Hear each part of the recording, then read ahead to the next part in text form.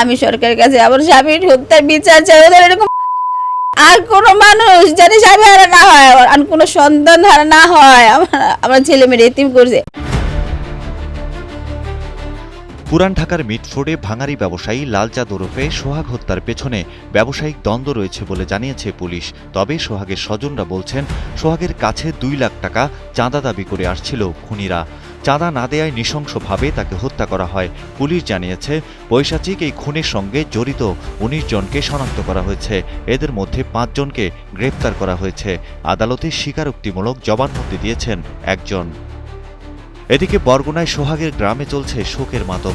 স্বজনরা জানান, তারা নিরাপত্তাহীনতায় ভুগছেন। হত্যাকাণ্ডের পর থেকে এখনও হত্যাকারীদের লোকজন পরিবারকে মোবাইল ফোনে হুমকি দিয়ে যাচ্ছে।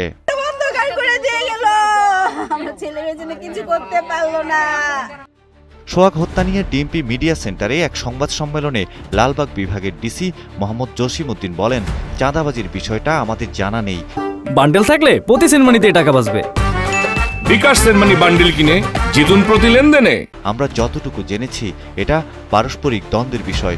অথচ সোহাগের স্ত্রী বলছেন, তার স্বামীর কাছে হত্যাকারীরা ভাঙারি ব্যবসায় তাদের শেয়ার করা না হলে মাসিক 2 লাখ টাকা করে চাঁদা দাবি করে। ওনার কাছ থেকে 2 লাখ টাকার মাসে টাকা চাইছে যে ওনারে দোকানের থেকে দিতে হইব, আর ব্যবসা বাণিজ্য করতে দিব না। সোহাগ হত্যার দৃষ্টান্তমূলক শাস্তি চান তার স্ত্রী ও পরিবারের সদস্যরা। আমি সরকারের কাছে আমার স্বামীর হত্যার বিচার চাই, ওদের এরকম আর কোনো মানুষ যাতে স্বামী হারা না হয়, আর কোনো সন্তান হারা না হয়। আমার ছেলে মেয়ে এতিম করছে। এদিকে সোহাগ হত্যার পেছনে অন্য কোনো ইন্ধনও দেখছেন অনেক রাজনৈতিক বিশ্লেষক। তবে পুলিশের তদন্তে সত্যিটা বেরিয়ে আসবে এমন প্রত্যাশা সবার। সৈয়দ মাহমুদ, কালের কণ্ঠ।